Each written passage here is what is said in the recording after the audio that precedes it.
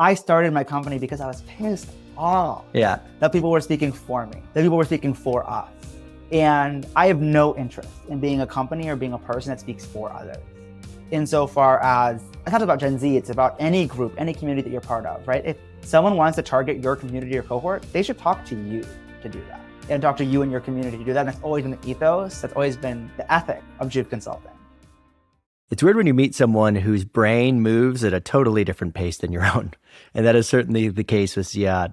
Ziad is a wunderkind, if there is one. He started his own agency when he was 16 in 2016. He was named to the Forbes 30 Under 30 at 19 years old. He's given 4 TEDx talks, as well as a number of awards. He's been to the White House 4 times. He is beyond impressive. You're going to really enjoy him today. Remember, if you do enjoy, be a friend, tell a friend. Thanks, guys. Explore the minds and marketing strategies behind today's winning brands and businesses. Tap into the power of the creator economy with Earned by Creator IQ. Here's Connor Begley. Hi, everyone. Welcome to Earned. I've got Ziad Ahmed here, the CEO of JUV Consulting, as well as a variety of other things that are much more impressive than what I've done in my life so far. But Absolutely. Get out of here. Thanks for joining the show, Ziad. I really appreciate it. Oh, thank you for having me, my friend. I'm thrilled to be here. It is so weird to see how these relationships develop over time. I think we met at Voices, a year and a half ago or maybe even more recent? No, not quite. Not quite. I think it was like 7-8 months ago. And I feel like we've run into each other like 3 times since then or something. Yeah. There's been a number of conferences where I've gotten the pleasure of seeing you. Yeah. Well, let's hop straight into it. We're going to talk a lot about JUV. I do want to talk a little bit about you too, though. And one of the things that I think is really impressive about you, right, is how early you started in terms of, your career and your ambitions. I know that for me, that was one of my personal regrets growing up, was I didn't really stay particularly focused academically when I was young, really kind of coasted by. Now, the thing that I think about there is, well, maybe that was what I was supposed to do, right? Maybe it was supposed to be like that when I was young. Maybe that was important for my development. I'd be curious, looking back for you, do you regret being overly focused academically early on, or is it something that you don't really think about day to day? It's a really interesting question. I can't say that I've ever started a podcast interview there, so I appreciate it. So it's interesting, like the framing around the question academically. I don't know. Academic's probably the wrong word, right? But just because I don't know that I regret being academically inclined. I think that is probably was a net positive, good choice that I made to be academically inclined. But I do in part regret. What I say often in my speeches and my comments, right, is that I think I spent more time on stage calling myself young than actually being young. Mm-hmm.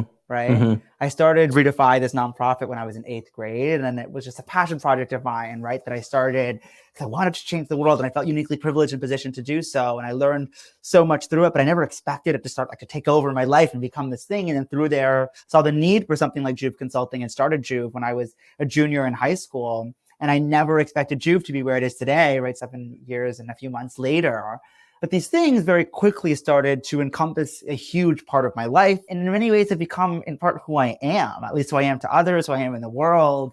And I've so valued the world that I've gained through diving in and doing these things. But I'd be lying if I said that I don't look back and wonder what it would have looked like to do things differently. I brought my computer to parties. I used to sleep 3 hours a night in high school and I was so tired during class. I would hold my breath to make my heart rate go up to stay awake. I wasn't always the best brother or son or friend because I was so caught up on this hamster wheel. And I regret many of those moments. And so as I look back now, I think that I probably spent more time being right than being kind. I was so obsessed with doing things the right way and being right in every argument and doing the thing. And what I say about often that period of time of me and my peers who were involved in a lot of this youth change making, youth entrepreneurship scene, was that I think in so many ways we were so obsessed with changing the world. In certain moments, we forgot to change our world. Mm-hmm. Insofar as I think that there's a lot of good that can happen insofar as private battles, insofar as local movements and organizations and discourses. And I think social media has a way of making the big thing feel so shiny and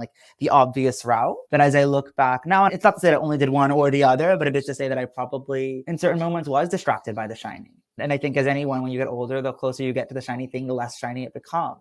I've definitely done a lot of reflecting. I'm 24 now and I'm feeling it, right? And as I look back on the last decade, there's definitely a plethora of choices I would have made differently.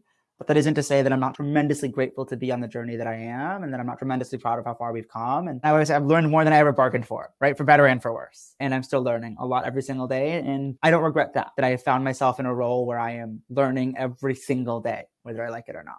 There's a lot to unpack in that last minute or two. I think you kind of skip through the holding your breath to raise your heart rate, to stay awake at night, to study. That is a... Oh, no, to stay awake during class. But also, yeah, I mean, all of the above. I mean, I was not living a healthy lifestyle at all. And in many ways, still am not. I can't say that the lifestyle that I lead, I would recommend to somebody else or that it's sustainable. I'm grateful for it. I get to meet the most interesting, wonderful humans in the world. And we're growing as a business, and I get to do so with my best friends and build this community and do work that is creative and change making. And I love those things, but it does not come without its many late night and its many stressful moments. And I've certainly lost a lot of sleep and maybe a little part of my soul along the way. Maybe not soul. I think body, physical health probably plays maybe a little bit of my soul, but hopefully not too much. Yeah, that concept of local versus global, it's not something I've studied deeply, but have read about. Basically, as you age, you move from more of a global focus to more of a local focus. That just happens for whatever reason, right? Whatever the underlying dynamics are. I do think I agree in terms of social media. It amplifies the global, right? And in a lot of ways, that's great. It gets people inspired. It gets people focused on these large problems. Which are really important. Yeah. But local is also important, right? Yeah. It's not one or the other. Yeah. So you mentioned that you didn't aspire to be an entrepreneur, right? Or didn't aspire to be a marketer in that regard. Not at all. And you're now, 7 years, I think, into JUV. So what are the aspirations? Is this something you want to do for the rest of your life? Is this something you want to let it grow and then take off on its own wings? What's the vision? Look, if you told me 7 years ago that I'd be where I'm sitting today, I would have laughed in your face, right? The things that I've gotten to do and the people that I've gotten to meet and the work that we've been able to accomplish. And so I have no way of knowing where I'll be in 7 years. And I don't pretend to. I am passionate about what I do. I am fulfilled most days by what I do, not all days. And I do my work because I see a need for it, because I believe in the idea of more diverse young people having a seat at the table, because I believe in the unique culture, the unique work that we do every single day. I don't know exactly what I will do in 10 years or 20 years, but I do know that I am obsessed with storytelling and media. I watch more TV than just about anybody I know. I scroll on TikTok, not because it's market research, but because I love consuming content. I know that I love to talk and I love people and I love being on a stage and I love being in conversation with folks. And I know that I love problem solving and taking something abstract and meaty and turning it into copy, into creative, into concepts that actually push communities forward and tell stories that matter and productize solutions that actually alleviate suffering of people. I imagine that my world will continue to look like something at the intersection of social impact and media and creativity and community for as long as I live, because these are the things that I am obsessed with, right? And these are the things that I think about. And JUV right now is a really powerful mechanism for me as a young person to have a seat at the table, to be a part of really high level conversations in regards to coming up with the products, the campaigns, the ideas that ultimately move culture and commerce. And I find value, I find joy, I find purpose in that. And so I'll keep doing it. And I don't know exactly where it will lead me, but I like the trajectory that we're on. And I imagine that whether it's JUV or some other form of JUV or whatever is next in a decade or 2 decades or whatever name I'm calling it, it's hard to imagine my life not circling people, not circling content, not circling creativity, not circling community and change making in some way, shape, or form. Yeah, well, you get passionate about the things that you're good at. And so, I don't know if I'm good at anything, but I certainly like to talk. Tell me a little bit about JUV. For the people that don't know what it is, why you started it, and what it's evolved to be, give us the 2-minute on it. Yeah, so JUV Consulting is what Refinery29 calls the largest and most popular Gen Z agency. And while we don't always necessarily refer to ourselves as an agency, it's a pretty apt description of sort of who we are and where we sit in the market. And sort of long story short, I started a nonprofit called Redefy when I was at the end of 8th grade, built around social equality and social acceptance. And sort of through that, I very quickly found myself in rooms that I didn't know existed with industry leaders, with decision makers, with politicians, where I realized how often young people were being spoken about, but not spoken to. And that didn't sit right with me. And so my junior year of high school, I founded JUV Consulting with this basic belief that I believe the world looks better when diverse young people have a seat at the table. And I believe that folks should be talking with us and building with us rather than just talking about us. And so JUV is a manifestation of that, where we work with clients to do everything from market research to strategy consulting and ideation to execution, whether that's influencer, experientially, through social media, through content, through community. We actually execute on the big ideas that hopefully co-create the very things that will resonate with our cohort from a place of community and from a place of authenticity, because folks are actually building with the communities that they're trying to reach. And so we as a company exist to empower diverse Gen Zers with more of a seat at the table and to empower diverse Gen Zers in all ways that we can. And that is what guides us in our decision-making philosophies as a company. And we're really proud of the working community that we've been able to build over the last 7 years. And I worked full-time while going to school full-time. And we've now worked with, over 25 Fortune 500 companies, are headquartered in New York, but we also have a house and space out and team out in Los Angeles. And it's been sort of this incredible roller coaster of finding ourselves in spaces and places that we never even knew existed, let alone be invited into, to be folks really with a legitimate microphone and seat at the table to actually solve problems that young people are really grappling with day in and day out. And so we certainly are grappling every day with the gravity of the role that we have found ourselves in as voices amongst our generation who are privileged enough to have a seat at that table and hopefully getting to try to use it to push the envelope and to push things forward and to push our generation forward wherever we can and to get to do some really creative things as we do it. And so that's really who and what JUV is. And JUV is a root word in Latin for youth. So juvenile, juventude, and our tagline is rejuvenate your brand. So that's where the name comes from. It's funny. I wish that had come up in my research. I feel like you need to make that a little bit more prominent. Or at least we don't talk about it very often. You should. We don't talk about it very often, and a lot of folks don't know that. But that's why I said it today. So we're changing it. Here to change the narrative. I'd be curious, like you said, having a seat at the table. When we started Tribe, I was 24 years old, right? This is about your age. Yeah. You find that there are quite a few people that are receptive to what you're doing, but you find some others that are less receptive. How often does that happen? How's that changed over time in terms of people really taking this quite seriously?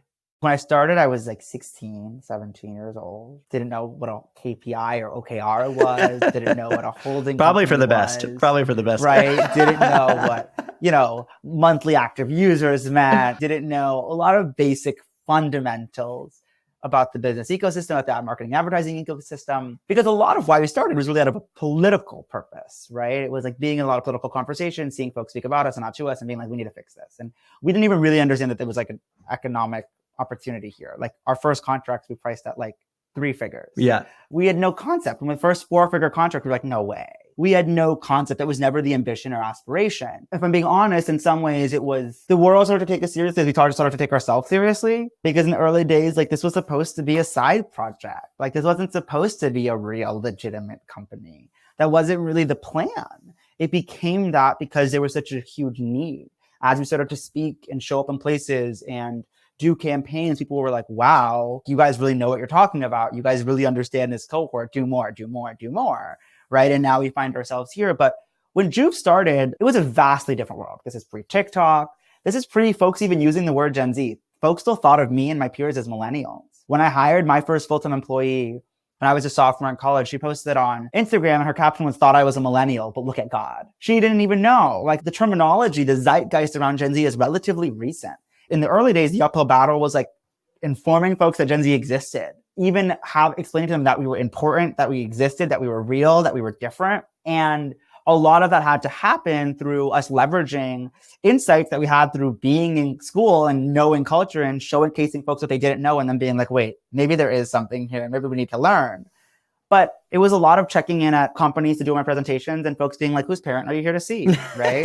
And a lot of being, flown around and folks being like, you must be in the wrong seat. A lot of incredulousness. Like there's no way that we could have earned our seat at the table. There's no way that we were really a real business. And we still get a lot of naysayers. And when I speak and when I talk with a lot of people who love it, and a lot of people love it and eat it up, and other folks are like, maybe you should really wait your turn. Right. And maybe you should be less outspoken. Yeah. Right. And maybe you should do more listening and less speaking. There's definitely a sense of incredulousness from a lot of folks of like, we waited our turn. It's your responsibility to wait your turn too. Yeah. Now we face less of that, because now it's not just about like, okay, listen to us because we are young. It's listen to us because like we've gotten tens of millions of views on this campaign, and because we have a research network of 10,000 young people that can drive insights. And now we have more case studies of our work and legitimacy and word of mouth of like, there are real CEOs and CMOs who sing our praises out there in public. And so most folks are coming to us with some sense of, hey, we've heard about you, or, we've heard good things about you, or we did a search and you guys came across as really legitimate. Now there's less of a convincing folks that Gen Z is important or that we're legit or that folks need to care about this cohort.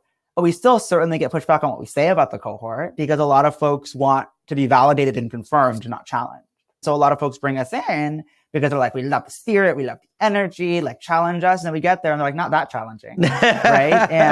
And I just got a client last week and it was like someone who wanted to bring us in and then she brought us to talk to her boss. We talked to her boss and her boss was like, they were maybe a little too candid and they didn't understand business enough. And that's probably because we speak fundamentally differently. Like even my mannerisms of like using my, like we're not trying to color inside the lines. And some people find beauty in that and other people find immaturity in that. And we'd like to believe that that's necessary for longevity. That's necessary to repaint a better picture for tomorrow. That's where the future is going, is less people being told only color within these lines and more people saying, I'm going to color between the lines that feel right and honest to me. And think we are a reflection of that ethos, of that pathos.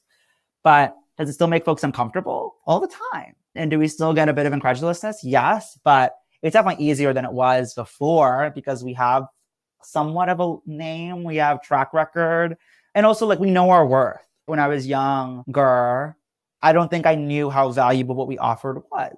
Well, and it's become more valuable over time as well, right? As you've gotten better. And I think we've gotten better at what we do and the need has grown in the marketplace. And so it's all of the above, but I think we know our worth more. And so when folks do respond, it's their loss. And I know that now. Yeah. Not to make it overly practical, but there's a book called Challenger Sale that's quite good. And they did this fairly large study. It was tens of thousands of salespeople. I'm not calling you a salesperson, right? But just take it for what it's worth. But a CEO is. Yeah. I mean, it's the most common path to being CEO, right? Is sales. And so studied all these people, looked at different behaviors, this, that, and the other thing, and then kind of categorized people based on these different behaviors. And the best performing group is what they would call the challengers. And it was when they would come in, right? So different groups, right? You had the person who tried to build the relationship and, whatever. Yeah. And it was someone who came in with a very distinct perspective. They tried to be the most informed person on that topic. And they were okay if the person didn't agree with what they were saying. Like that was okay, right? It was okay to have somebody not agree, but you had a distinct perspective. You weren't just tailoring, okay, you have this need, let me see what I can do to fix it. And I know that when I read that, because I had a background in sales historically and was the best performing within the group, that was the perspective I had. I was like, I can't imagine why, my friend. I can't imagine how. But it's like being the most informed person on the topic and having a perspective as it relates to that will turn people off at times because at times 100%. They do want you to just tell them what they want to hear. And I think it's especially true because of our youth. I think a lot of folks feel really uncomfortable by the idea that someone younger than their kids is challenging them like this, that it's not our place to be challenging in that way. And we definitely come into contact with that, whereas other people are inspired by it. Right? Other people feel like, wow, like they are talking with a moral clarity, with a confidence that I wish I got to have when I was their age. And I'm glad that the world has gotten to a place where, these young people can take the podium and take the microphone and wield and yield it with this much purpose and passion. And other people are like, no, sit back down. And that's the world that we live in. But I'd like to think with each day, more folks are coming around to the idea that they need diverse young people to have the microphone and that we all learn and benefit from it. And that JUV can be a mechanism to not just platform my voice, but so many. And we do that every single day, diverse young voices in ways that hopefully pushes the world forward. And I think folks are getting on board, but easier said than done.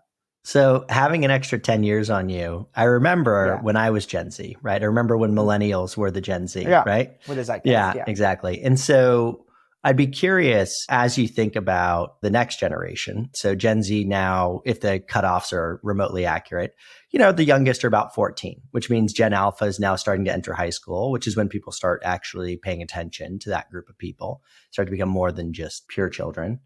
How do you think about that organizationally? Are you guys a Gen Z agency? Because it's really certainly what you've been branded around. Or is it about tapping into the youth? And again, it's not a problem you face today, but as you start thinking about 5 years out, we're definitely having conversations around Gen Alpha. My understanding of Gen Alpha would be a little bit younger than yours. Okay. I would say that the oldest Gen Alpha is around 10 to 12. Okay. And the youngest Gen Z around 12 is my loose understanding of Gen Z. I mean, it's all generational science is not it's all made up. Yeah, exactly. So I want to be really sensitive to never become the reason that I started my company. I started my company because I was pissed off that people were speaking for me, that people were speaking for us. And I have no interest in being a company or being a person that speaks for others. insofar as it's not about Gen Z, it's about any group, any community that you're part of, right? If someone wants to target your community or cohort, they should talk to you to do that and talk to you and your community to do that. And that's always been the ethos. That's always been the ethic of JUV Consulting. As we've evolved, a lot more of our work is not necessarily Gen Z focused. It's because we understand digital. Yep. Because we understand purpose. It's because we understand culture. It's because we understand the creator economy. We don't just do influencer marketing to reach Gen Z audiences. We do influencer marketing because we're good at influencer marketing because we know the creators and we know the platforms. We know how to do it well. We don't just do experiential marketing because we know Gen Z. It's because we have a great house in LA and we know the creators and we know to leverage it and create social content out of it. And so now more of our work is just more broadly mainstream digital first, future forward marketing. And the way that we think of ourselves as differentiated with the market is we are a digital first. Digital first is what we really say, physical and digital integrated, a digital first, community first translation shop, translating between Gen Z and adults, influencers and brands, activists and businesses, parents and their kids. And we really operate on this belief that the business world pivoted to a consumer first mindset, then a creator first mindset. Now it's pivoting to a community first mindset. And we've always been based in a community first mindset of how do you just not create relationships with audience, but how do you create relationships with the community and really cultivate relationships between your consumers to actually not just talk to, but build with such that products actually serve them. And so those are a lot of our differentiating factors. However, to the meat of your question, we've always historically thought of ourselves as a Gen Z company. That said, 3 years ago, I hired my first millennial. And now some of our work touches that demo, but not me. I'm going to make sure that my millennials on my team are talking about that demo. And so on the Gen Alpha question, look, I can't legally pay anyone under the age of 14, and I pay my people. And so as Gen Alpha ages in to 14 years old, am I going to have my eyes peeled for a Gen Alpha that I can amplify, that I can invest in, that I can compensate to speak on their own reality and their own truth? Absolutely. The praxis of our company is if you want to talk to somebody, we're going to find you the right person to talk to from a first person perspective. And if we can be a mechanism to platform Gen Alpha voices, by all means. That doesn't then make us a necessarily Gen Alpha company. We are decidedly a company that's born out of Gen Z culture and born out of a certain moment in time when short form video and purpose driven marketing and all of these things came into the zeitgeist in a big way. But if our clients have questions, we want to find them the people to talk to.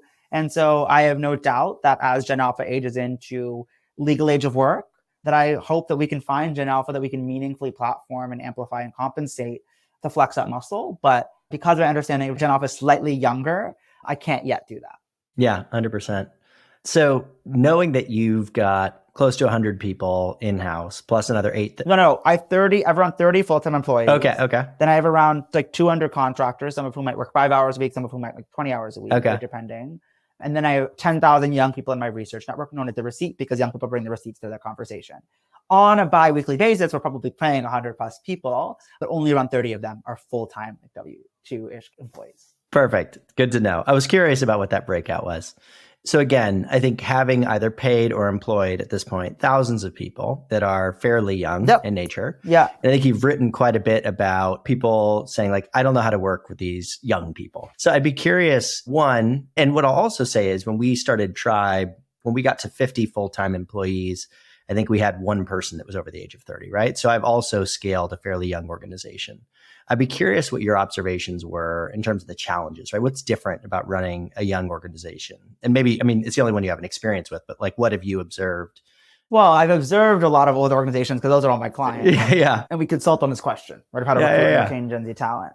Look, it's not easy. I'm not going to sit here and get on a soapbox and be like, you're just old and you don't get it. Like, no, like, that's not the case. I don't think running any organization is easy, right? I don't think running any organization of a heterogeneous community is easy ever. People have different needs, different interests, different demands, and navigating the many needs of heterogeneous communities and people is challenging in any circumstance. Look, I've learned more, like I said, than I ever would have liked to. Learning usually comes through mistakes as well. For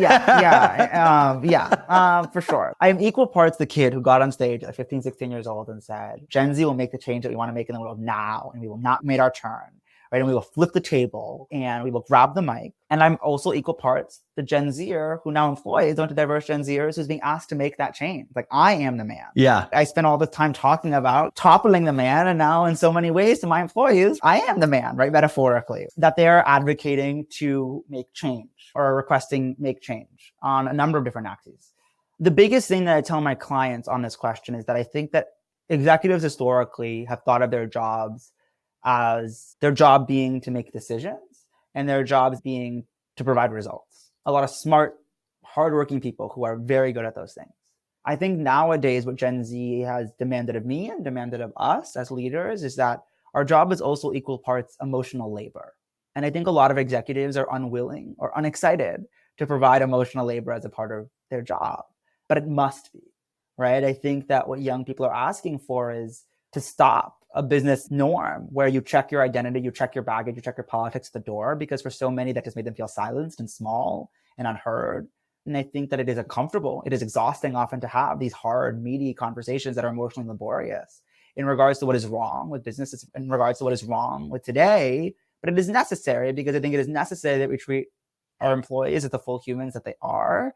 And whether or not we always agree with the critique or can make the change that is being asked for, treating it as valid, treating it as worthy of conversation, I think is really critical. I think a lot of people's impulse is to dismiss Gen Z's desires, demands as naive or misplaced, rather than Gen Z's anger being righteous, Gen Z's reimagination being necessary, right? And it doesn't mean that we can always do all the things that anyone is asking for, especially when you have different contingents within any group that might want things that are at odds with one another. But a lot of my job is having uncomfortable, hard conversations. Mm-hmm. And a lot of my job is, to your point, I'm being challenged, like my team challenging me in open and blunt in bold ways, and creating a culture where I am open to that, right? And Maya, who's my chief impact officer, who's built a lot of our people practice internally, has really shaped a lot of my understanding on these questions of really reimagining what work, what community, what company can look like, and being willing to be wrong and being ready to have the hard conversation and not dismissing the anger, but instead engaging with it, learning from it. And it's easier said than done. And we've certainly made a lot of mistakes in our journey. But I think operating from that sense of curiosity and compassion and community has gone a long way, right? And fundamentally being willing to reimagine altogether, not assuming that just, like, I think oftentimes whenever Gen Z asks any question, the basic refrain that we hear back is things have been this way, so they're going to stay this way. And that just is never a good enough answer. Mm-hmm. So really interrogating the why behind our decisions to say, wait, maybe things don't have to be this way. And then being willing to put in the work to make them a different way is easier said than done, let me tell you. Mm-hmm. But I think is worthwhile. Yeah, you wonder how much that has been the refrain for the last possibly ever, right? Yeah.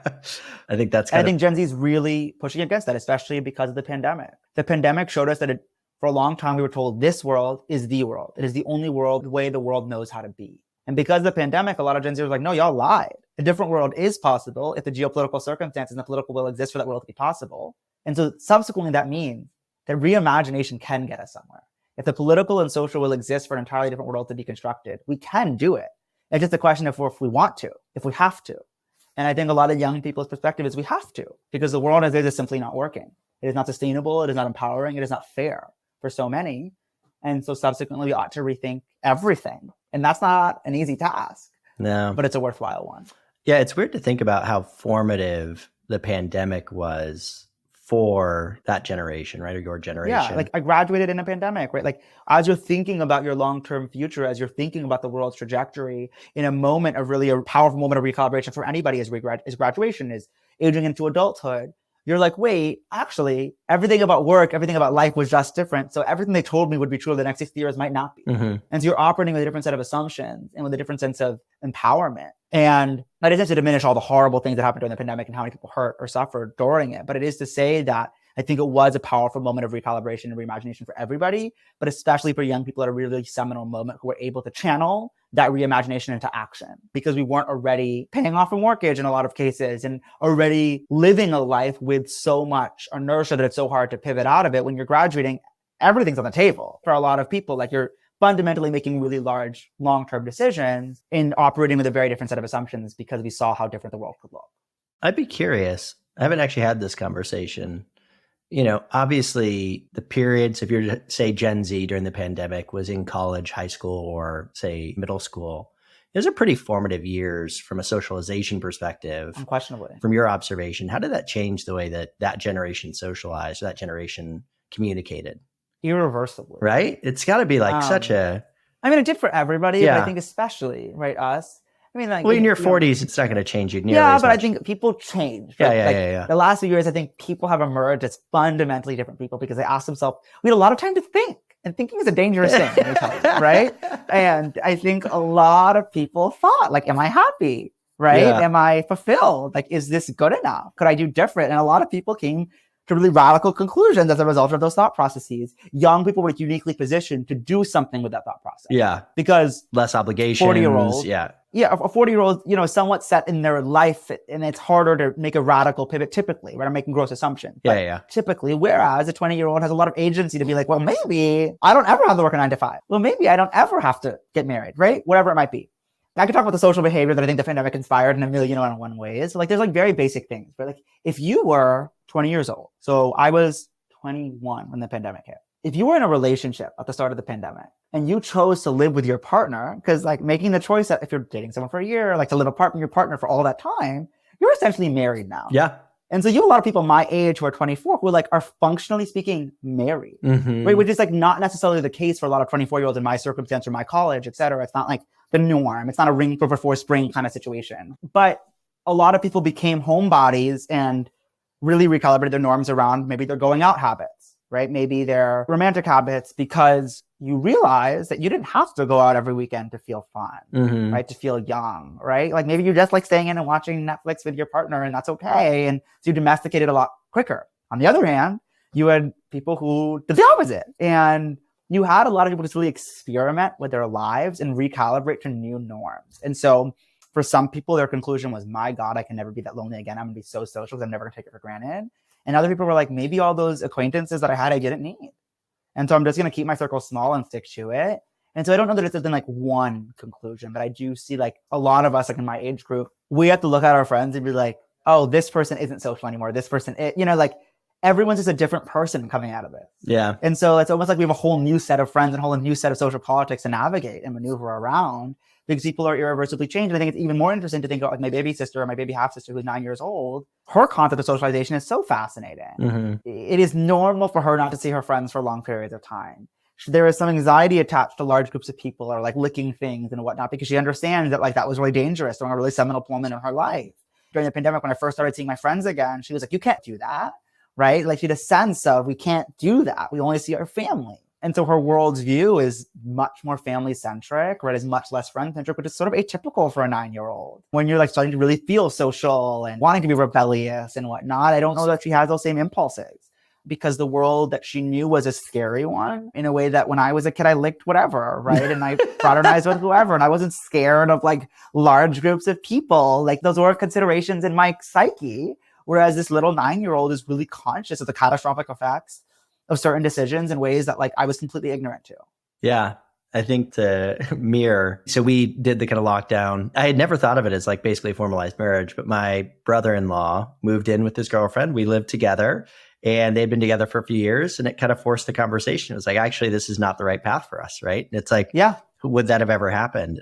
Exactly. It expedited a lot of things. Well, I mean, and for me personally, outside of, again, just from a very personal perspective, that had a very positive change on my life, right? So when I was at that time, I was traveling a lot, going into work every day, very young kids. We just had our second daughter, and we went to a remote first culture. And now you can be with your kids all the time. Yeah, I see my kids all the time, right? And if I hadn't had that happen, I would have left at 7 a.m, gotten back at 7 p.m, seeing them for an hour to an hour and a half before bed.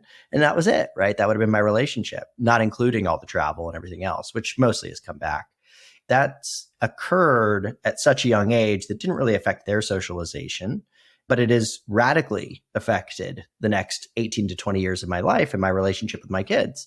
And that's the only thing that really sets generations apart, right? I get pushback from folks sometimes being how different is Gen Z really? Every young generation was disruptive. And all that really defines generation is what geopolitical events happened during seminal life moments, right? So what COVID meant to a 14-year-old is very different than to a 44-year-old. Yep. And so we are shaped by that. What the advent of social media meant to a 6-year-old is very different than to a 60-year-old. Yeah. And so what that meant for our development, for the way that we view the world, is quite significant. And so Gen Z has been shaped by a unique set of geopolitical events and innovations. And so I think that all that really sets us apart is how old were we when what happened and what technologies did we have access to? Yeah. And for Gen Z, some really cataclysmic events happened during our lifetime in a short span, and a lot of really fundamentally revolutionary technologies, for better and for worse, emerged during that time period. This is a gross oversimplification, but the internet age is sort of as cataclysmic a differentiation as the industrial revolution, right? And growing up in the internet age in a social media era, with being social media natives, thinking of it as a first language, is a fundamentally different world to grow up in a way that when I was a kid, my parents didn't know how to parent social media. There was no research on it. There was nothing on it, right? It was coming out as I was coming of age.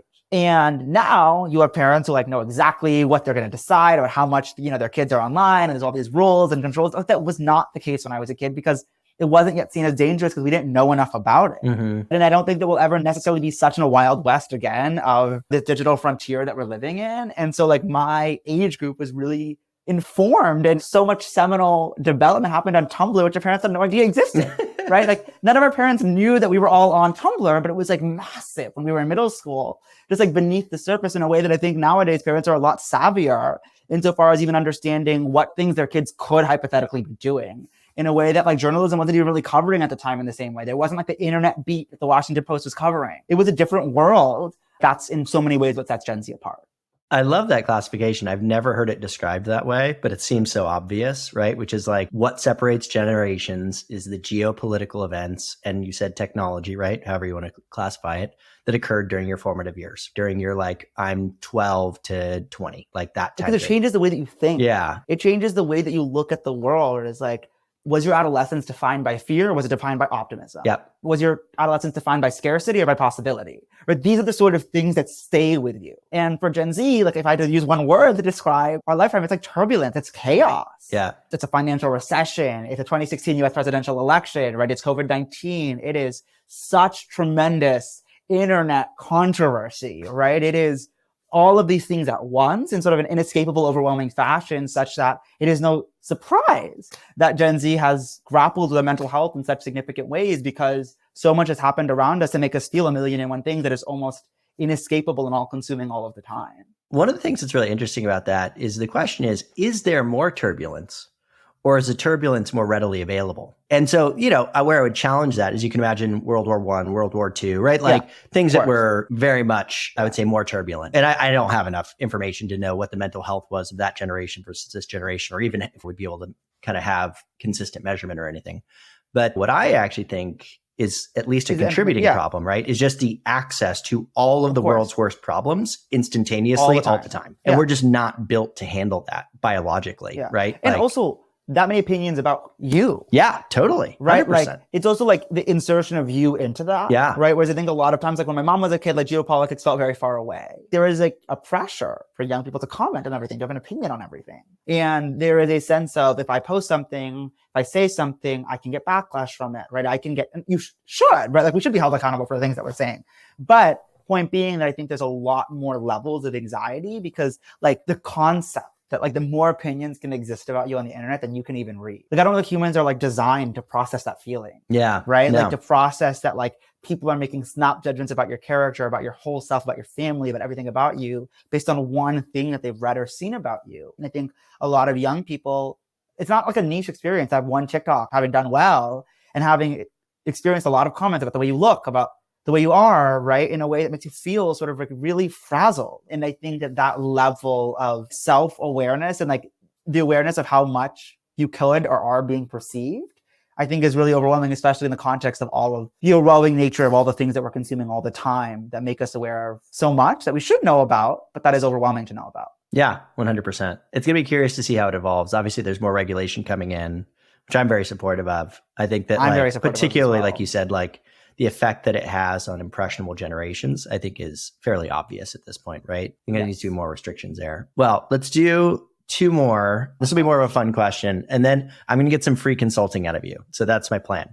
So the first one, and this is more for me personally, but you're a fairly noted speaker at this point, right? You've done a lot, you've done 4 TEDx speeches. I'd be curious what your preparation process looks like. So you're going into WWD CEO Summit or Voices or TEDx or whatever. How much do you rehearse? What's your whole routine? Don't make me admit this on camera. You got to. When I gave my first TEDx talk, I was a junior in high school, and I wrote a 9-page single-spaced speech, and I memorized it. Yeah. And maybe like 10 minutes in, I lost where I was. And it was like 30 seconds. And when I got back in and finished strong, those are the longest 30 seconds of my life, right? And in the video, they edited it out, thank God. Because in a speech, the 30 seconds can feel like A very long It feels time. like a long time to you. Right. Oddly, from a listener's perspective, it can be quite powerful if it feels 30 like seconds it's probably intentional. goes beyond like the 30 seconds is a little the too long. intention. Yeah. Yeah, it was a little bit too long. And after that, I resolved to never write a speech again. And I never have. Yeah. I could not handle that feeling. It's also worth noting that as a company, we always say, we joke, right? Like we're all debate Model UN kids or theater kids. I was a Model UN kid, big Model UN kid. And when I was younger in Model UN, I used to like really prepared and buttoned up, and I was very composed and proper. And I didn't win a single damn award. And then when I started letting my voice crack and flailing my arms and making the bizarre analogy and metaphor, I started winning. And it was a real moment of learning for me that folks react to humanity. Like a good book, a good speech, a good anything. You don't remember what anyone said. No. You remember how it made you feel. And my learning there actually was why I switched in Model UN. My strategy is because I started judging Model UN. And as a judge of Model UN, I realized as a competitor, I was over-indexing on the wrong things. People picking the words do not write down or remember a single thing that you pitched or said. Mm-hmm. They're just really vibing on sentiment, Yep. right? Like who stood out, who made them feel impressed or good or inspired. And that's what makes you win the gavel. That's what makes you win the award. And so I've learned from that lesson in a big way in the way that I speak now, insofar as I'd like to think folks are reacting positively to when I speak or makes them want more of it, because it's not that I'm feigning any emotion on the stage. I'm not like acting. I am reacting in real time. Yeah. I am coming up with it often as I go, right? And Q&A is my favorite part because it's not always clear when I'm giving my speech that it is on the spot. Like a lot of times it might come across as rehearsed in some way, even though it isn't. But when folks see me do Q&A in real time, in real life, they realize that I'm speaking with the same level of cadence that I just did during the speech. My speech wasn't prepared in any specific way. And so most of the times, like I have a general sense of what I want to say. Right. Yeah. I have some sense of bullet points, and oftentimes the conference wants slides, so we're preparing slides. So I'm loosely aware of what the slides are saying. And so I have some sense of like what talking points I want to hit on each slide. But from like an actual preparation standpoint, I certainly, for WWD, and like they know this, Alice knows this, we went in for like our tech check, and we thought it was a tech check, and they needed us to like actually like give the speech, and we were like, haha, but we just gave it. And they were like, and then they were like, oh my God. And we were like, me and Faith had not talked at all what we were going to say. And we just did it on the spot. And I think we did a great job. But then I knew better what I was going to say on the day of because I'd just done it the week before. But typically for a lot of the big ones, I am maybe doing a run through with a friend. I'm writing some bullet points down, or I'm going through whatever process for prep that the conference has asked for. But by and large, I do enough of it now where it's like kind of what I'm doing is just weaving together a puzzle of like, I said that thing last time, people really liked it, right? Let me like put that back here. And I can tell this room is like this. Maybe I should say this thing. And so like, I'm just like pulling pieces, and each time I'm trying something out new, I'm coming up with something on the spot that I'm like, let me throw this in there, see how people react. And then the things that I see are working, it's sort of like a stand-up. It sounds like stand-up comedy. You see what's working, and then you workshop a new set based on what people are reacting to. And so that's sort of how I think about it a little bit. But every time I'm trying out something new, but I'm different than many people that I know in the sense that a lot of people like think their best thoughts in quiet. Yeah. Whereas I think my best thoughts when I'm talking. So like, I don't ever have a good idea because I think, I thought about it. My mind changed. All my best ideas were like happened as my mouth was moving. Yeah. Like it just like came out of my mouth as it was going. And there's no like lag. I don't know. Like I speak really quickly. And so that's just, for some reason, that's like how my mind, the synapses only fire when my mouth is moving. And so the lines that people like were not like premeditated. I just like said it on stage. I was like, oh, that worked. Let's do it again, And so that is how I prepare for speaking. That makes sense. I would say I largely mimic your style and approach. You come up with a general outline. Where I run into trouble is like, hey, we need you to give a presentation like this set of slides that I just didn't put together. Like, it's not my thing, right? But I bring along people on my team. Yeah, right? yeah, Like at WWD, I'm not super well versed in a lot of things in beauty. So I'm bringing along Faith to say, hey, can you speak to that part? Yeah. And so I'm very willing to admit where I'm not an expert. And like the way that we've constructed our company is a platform, not just my voice, but many of our voices. So like this morning I was giving a presentation in Chicago to a client where like, I don't use the product either. And so I brought two people on my team who do. I'm giving the top half of like who Gen Z is, how we're thinking about it differently. And then they're talking more specifically to that thing because that might require more preparation. That might require more knowledge of the thing. I don't want to pretend to be an expert on things that I'm not. Yeah, 100%. But I think that is the right way to go in terms of how you do it. It's not like you became a great speaker last month, right? It's forged over hundreds of speeches over many, many years. Yes, I've done this for a very, very long time, and I've done a lot of them. And even like before that, like I was, will come to surprises no one, right? Like the kid who ran for student government every year. The first public speech that I did was not the first speech that I've been giving. Like I've been a talker and taking advantage of every stage since I was like 2 years old, right? And so a lot of practice makes perfect, but I come from a family where like, if you come to our dinner table conversation, like we are yelling, right? And we are yelling about geopolitics. We are giving sermons at the table, right? And so like, this is just sort of who I and we have always been, are like loud talkers with a lot of opinions for better and for worse. Yeah, I learned the exact same way. It's very much a like give, receive, give. And it's actually kind of how you form ideas, because you say something, you see how somebody responds to it. And a lot of times you learn from their perspective, right? Like, oh, I hadn't thought about it that way. And that helps to inform my own perspective. It does for everybody, but that's really how I learn personally. And that's why I prefer in person so much. Yeah. Because it's so much harder to get a sense of like the vibe check in the room, like virtually, because it's usually really stale and you can't like body language. Like it like means a lot to me, right? When I'm like speaking and everyone was on their phone, they put them down. Yeah. Right. But I'm pro digital universe. I hope that you store me. I hope that you tell me, right? But I hope you're not doing email on your phone. Yeah. Right. Yeah. But little things like that are harder to pick up on virtually, about like how their attention focused and shifted to you. Yeah. Are they leaning in? Are they nodding? Are they crying? Those things really make you get a sense of like, this matters. This is working. And I'm building a relation. And for me, it's also not just about like the talking. It's cheer up when the talking afterwards.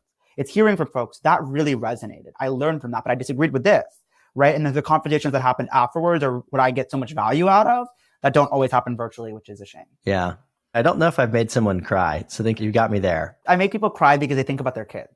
And so I get a lot of folks coming up to me being like, you made me understand something about my child that I never understood before. Oh, cool. And like that's like a really overwhelming sensation for them, especially I think a lot of parents are really struggling to connect or understand with their kids around their politics, around their nihilism, or their optimism, whatever it might be. And I like to think that we're uniquely good at translating, right? And so we're taking what Gen Z is feeling and putting it in a way that makes sense to adults or corporate audiences, in a way that sometimes people really have this light bulb moment of like, I'm going to have a conversation with my kid tonight that I never had before because I understood something that I didn't before. And like, thank you for giving me that. That's super cool. And like, I gave one virtually recently to a company and I got this like essay long email response communicating that they hadn't understood some things about their kids, and watching this virtual thing really made them. And they watched it not even live. They watched it like a recording on their company thing a week later. And they wrote me like a 2,000 word essay response being like, this changed the way that I see my family. That's really cool. Okay, so that leads me to you're now going to make some people cry. We're just going to talk a little bit about general perception of things, right? So this is my free consulting. So rapid fire, I'm going to give you a few topics. We'll go through them. Yeah. You tell me what your perception of Gen Z's perception is of these things. Wait, first of all, I want to preface this with two things. One, Gen Z is not a monolith. I know. All 2 billion people. I'm looking at broad patterns when I make these assessments. 2, I am in business with probably some of these companies or folks or have been in some regards, so I'm not a completely objective actor. However, important caveats, yes. I can now respond. So yes. Okay, Snapchat. I think Snapchat's having a real moment, and I think that Snapchat has maintained a part of the Gen Z zeitgeist since I've been in middle school, right? I think that a lot of, especially younger Gen Zers, are using it as their primary messaging platform. And I think they have been forced to innovate in a lot of spaces, whether that's stories or whether that's Snap Maps or whether now it's the AI chatbot. Like I think they have been quick to innovate. Would I have necessarily pursued every innovation or made every decision that they've made? Of course not, but that's true with any company. But I think that there is truth to this concept of the Snapchat generation, because I do think that it's been sort of a mainstay in our cultural communication over the last decade. It's certainly a generation I'm not a part of, but I know through my wife's younger brothers and other people in Gen Z, like it is, right? And it's just something that because I don't use it, I don't understand it as well. And it's less of social media in some senses, in the sense that like for a lot of people, it is a messaging app first and foremost. Yep. Other people might be using stories and using Discover, and there's different ways that people are using it. But on some business lines, right, like it's really more of a competitor to WhatsApp or iMessage than it is Instagram or TikTok, because it's hard for people to conceptualize of that. And so sometimes they don't think of it as much because they're not seeing public content, right? It's going to be associate social media with the viral, and what virality looks like on Snapchat is very different. Yeah. TikTok. It's, I think, what is birthing so much of the cultural conversation within Gen Z today. When you think about like what is hot or what are young people talking about, when you talk about those viral public posts, by and large, folks are talking about TikTokers. It has obviously saw a huge surge in consumption, especially in the US during the pandemic, and continues to be highly culturally relevant. And certainly we've done many a campaign on TikTok that we've been proud to do, whether it's on mental health or climate or whatever it might be. And I have learned a ton on TikTok, and I spend a ton of time on the platform, and I'm grateful for that. Instagram. It is still the first app that I open on my phone, maybe after iMessage. It is where I connect with my friends, whereas TikTok is more like I might on a given night choose to TikTok or Netflix, right? It's more and entertainment. Instagram, as I'm DMing a lot of my friends, the way that I stay connected to plenty of my clients. I'm responding to their stories. I'm responding to mine. Oh my God, you're in Chicago. We should get a coffee, right? It is a way to stay connected. And it is a really powerful tool for me to stay connected that continues to be top of mind for a lot of folks. But of course, any of these platforms, again, are there things that I would change or advise differently on? Of course. But there's no question that many folks are staying connected through the platform. YouTube. Interestingly, a platform that I don't use much at all anymore. I'm very conscious of the fact that it's still the number one Gen Z platform, right? And Gen Zers are still using it in huge numbers, especially because there's often a gendered, more Gen Z girls or feminine identifying folks might be on TikTok and Instagram, more Gen Z boys might be on Twitch or Discord or others, whereas YouTube is sort of the catch-all. Like everybody uses YouTube in some way, right, shape or form across the ecosystem. And so that's part of why the numbers are as high as they are, is my thesis. Look, people use it, but I used to come home every single day in middle school and watch like 10 different vloggers vlog. I don't have the attention span for that anymore. I don't have the time for that anymore. I don't be interested in that anymore. I think it's changed, right? And YouTube Shorts is obviously doing well in certain markets and certain populations. It's not a product that I personally use, but there's no question that it's still a powerful force in the ecosystem. Work-life balance. I mean, I think it's everything to Gen Z. But I think beyond that, I think Gen Z is saying, I don't even aspire to work at all. I don't aspire for labor. What do I want to be when I grow up? Like retired. For a lot of young people, work is something that we're really rethinking. And having a job that feels human is really important to a lot of Gen Zers. And that's why we saw the Great Resignation. And that's why we're continuing to see folks really engage with the gig economy and push against their typical employers to really reimagine what work, what labor, what community, what company can look like. Politics. I get asked this question a lot. What is the biggest misconception about Gen Z? One of my responses that I said, like the little bit that maybe resonates. I think a lot of time people assume that politics and personhood are separable. But I think for Gen Z, they are not. Right? As an American Muslim whose name is Ziad Ahmed, my identity has been politicized since the moment that I was born. I've not gotten to choose to be apolitical. Me taking up space, me showing up is a political act. And I think sometimes people confuse politics and partisanship. I'm not necessarily suggesting that every brand ought to be partisan, but policy impacts people's personhood, impacts that people can feel human in their skin. And I think that we ought to have a stake in that question and ought to have an opinion on that question. And so I think for a lot of Gen Zers, our politics are us, right? We are our politics. We wear our hearts on our sleeves. And I think any situation where we are told to check your politics at the door is in some ways telling us to check yourself at the door. Because to enter a space and to pretend that our politics don't impact the way that we move through the world, that seeing someone who looks like us be, attacked on TV doesn't impact us as a person, as an employee, as a student, is rooted in folly. Of course it does. It should. We are human. We are connected. We have empathy.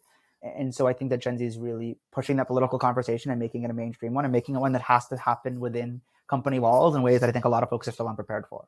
Well, I really appreciate you taking out the time. I had a lot of fun. We ran very long, but that's great. It's because it was so good. I apologize. No, I had so many more questions. I wanted it to run another half hour, but we both have a lot to do. I'm sure you have more to do even than I do this afternoon. No. I mean, you run a bigger business. You run a bigger business than I. That's for sure. No. I got 10 years on you, so you'll get there. You do have 10 years. And 70 more Hawaiian shirts than I own. Many more. Thank you again. Congrats again on all your success. I really appreciate you taking out the time. Congrats to you.